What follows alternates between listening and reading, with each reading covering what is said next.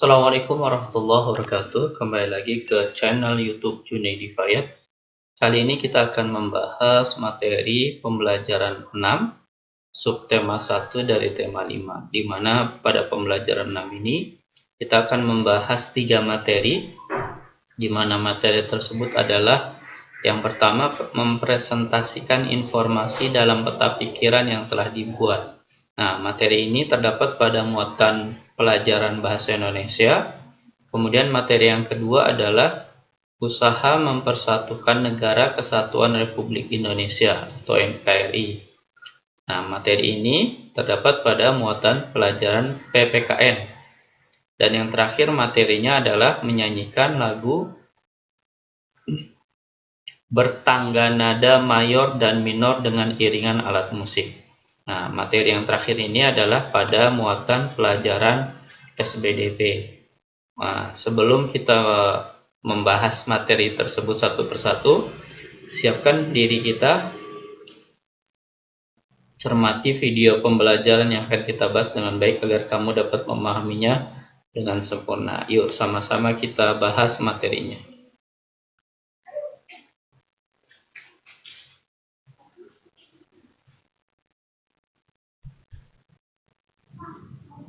Materi yang pertama adalah materi dengan muatan bahasa Indonesia ya. Materi dengan muatan bahasa ini terdapat dalam kompetensi dasar 3.7 dan 4.7, di mana materinya adalah mempresentasikan informasi dalam peta pikiran yang telah dibuat.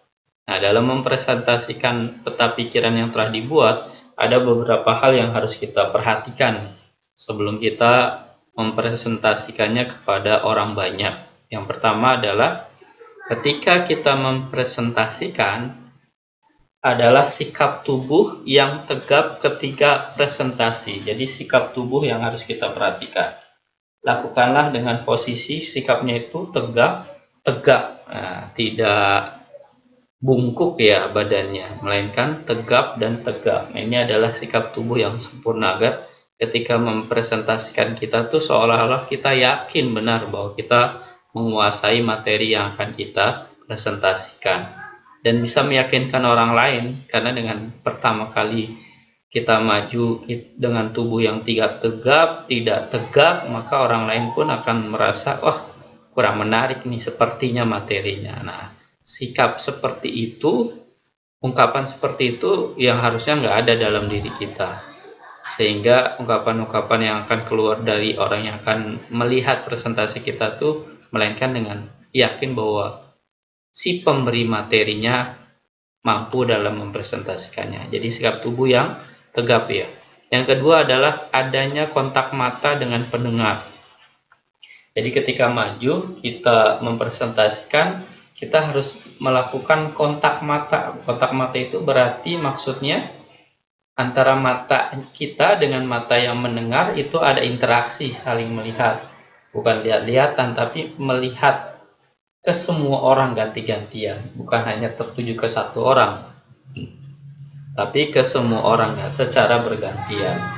Gunanya untuk apa? Untuk meyakinkan agar si pendengar yang sedang mendengarkan presentasi kita merasa, wah ternyata dia meyakinkan apa yang dipresentasikan. Nah, ungkapan itu nanti akan keluar dari lisannya. Dan yang ketiga adalah penggunaan lafal dan intonasi. Lafal itu ucapan, intonasi itu naik tinggi rendahnya suara yang kita keluarkan dari mulut kita ketika menjelaskan. Jadi kita harus menggunakan intonasi yang baik agar si pendengarnya itu merasa mudah dalam memahaminya. Agar juga selain itu juga presentasi kita tuh jelas dalam menerangkannya. Jadi intonasi yang naik tinggi rendahnya itu harus kita lakukan. Yang keempat, yang terakhir adalah pemilihan kata yang tepat. Nah, ini juga cukup penting nih untuk kita nih. Pemilihan kata yang tepat ketika mengucapkan salam pembuka dan penutup. Jadi diawali dengan ucapan salam dan diakhiri dengan ucapan penutup. Nah, ini harus kita lakukan ketika kita mempresentasikan, karena kita berada di depan halayak orang banyak gitu. Di depan orang banyak kita harus menggunakan kata-kata yang tepat selain dari kata-kata yang mengucapkan salam pembuka dan penutup ya. Ada juga kata-kata yang santun juga pula kita harus utarakan ketika kita mempresentasikannya. Kenapa? Karena dengan bahasa yang santun, pendengarnya pun akan merasakan nikmat ketika mendengar presentasi yang akan kita utarakan. Nah, inilah 4 hal yang harus kita pahami, kita kuasai setelah atau ketika sebelum kita mempresentasikan.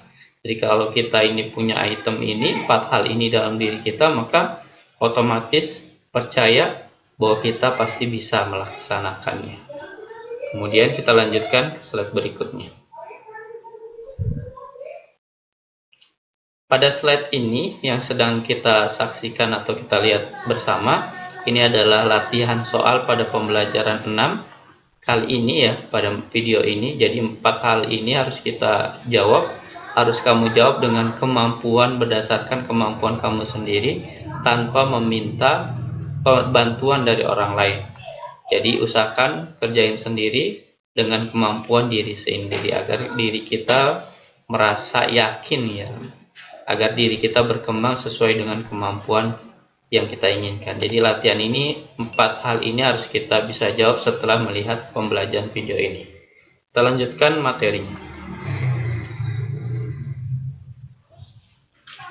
Materi kedua adalah muatan PPKN dengan KD 3.4 dan 4.24 ya. Adalah usaha mempersatukan Negara Kesatuan Republik Indonesia atau NKRI.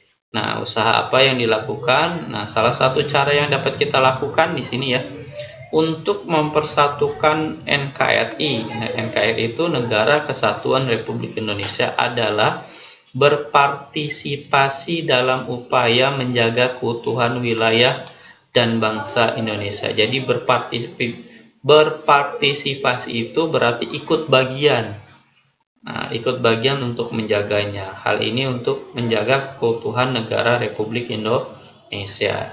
Nah, upaya mempersatukan bangsa perlu dilakukan secara terus-menerus dan berkesinambungan. Nah, berkesinambungan itu maksudnya adalah berkelanjutan.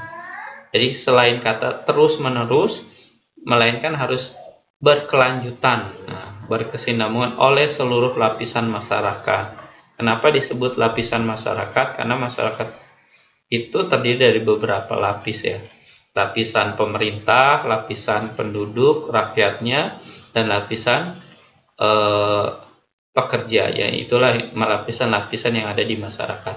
Dengan persatuan, keutuhan bangsa dapat tetap terjaga. Jadi dengan adanya persatuan, kesatuan yang dimiliki oleh warganya, oleh rakyatnya dalam suatu negara, maka keutuhan bangsa dapat tetap terjaga utuh sampai awal di mana negara ini mendapatkan kemerdekaan sampai nanti akhir menutup mata dari semua penduduknya. Jadi tetap utuh dari Negara Kesatuan Republik Indonesia. Kita lanjutkan slide-nya.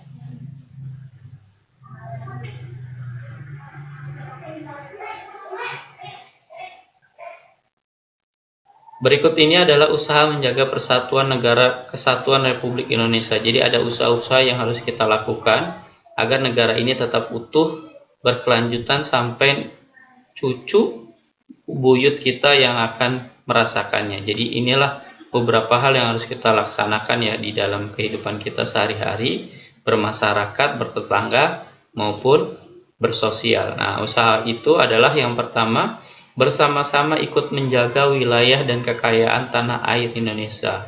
Nah, bersama-sama itu berarti kita, negara, dan seluruh aparatur pemerintah harus menjaga wilayah dan kekayaan tanah air. Yang kedua adalah bersama-sama ikut menciptakan ketahanan nasional. Nah, ketahanan nasional itu adalah setiap warga negara menjaga keutuhan, kedaulatan negara dan mempererat persatuan bangsa maksudnya. Jadi itulah ketahanan nasional. Jadi kita harus menjaganya. Sedangkan yang tiga adalah menghormati perbedaan suku, budaya, agama, dan warna kulit. Kenapa kita harus menghormati? Karena Indonesia adalah negara yang terdiri dari banyak suku, banyak budaya, Dan ada beberapa agama yang bukan agama 1-2 aja, melainkan yang diakui aja agama ada 6, bahkan bisa lebih sekarang ini. Dan warna kulit yang berbeda, ada yang coklat, ada yang sawo matang, ada yang kuning langsat, dan sebagainya. Ini harus kita hormati sebagai perbedaan yang wajar dalam suatu negara Indonesia. Jadi satu sama lain tidak boleh mencemoohnya. Yang keempat adalah mempertahankan kesamaan dan kebersamaan. Nah, kebersamaan dan kesamaan itu maksudnya adalah kesamaan memiliki bangsa, bahwa bangsa ini, bangsa Indonesia adalah bangsa kita bersama.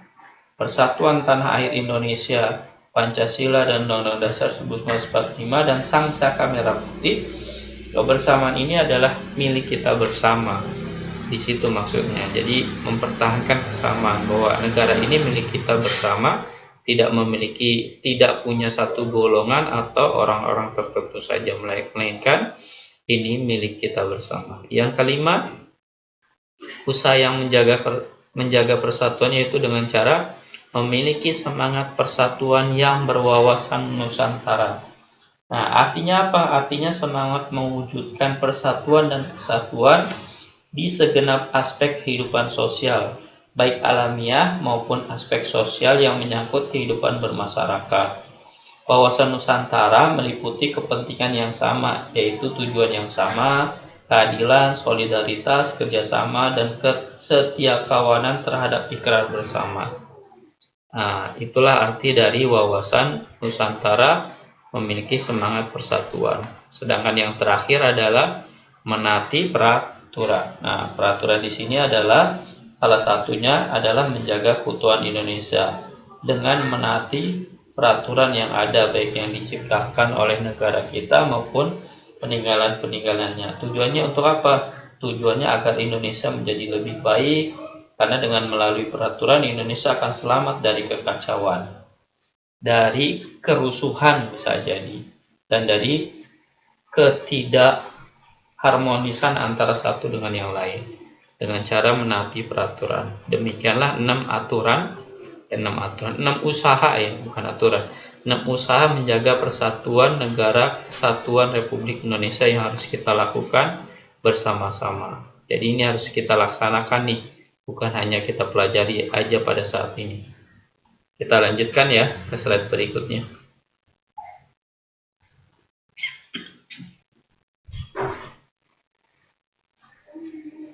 Nah, di slide yang terakhir ini, di slide yang ini yang sekarang sedang kita lihat adalah slide materi ketiga dari muatan pelajaran SBDP dengan kompetensi dasar 3.2 dan 4.2, di mana materinya adalah menyanyikan lagu bertangga nada mayor dan minor dengan iringan alat musik. Nah, lagu dapat dinyanyikan dengan iringan alat musik ritmis atau melodis. Nah, alat musik itu terdiri dari 2 ya, ritmis dan melodis. Bedanya apa?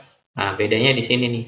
Kalau alat musik ritmis tidak memiliki nada. Nah, alat musik ritmis dimainkan dengan memperhatikan ketukan lagu.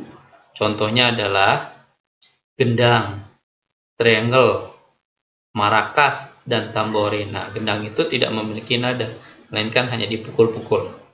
Nah, kayak lagu dangdut ya, dumplak-dumplak gitu ya. Kemudian kalau alat musik melodis dimainkannya atau dapat melantunkan melodi sebuah lagu.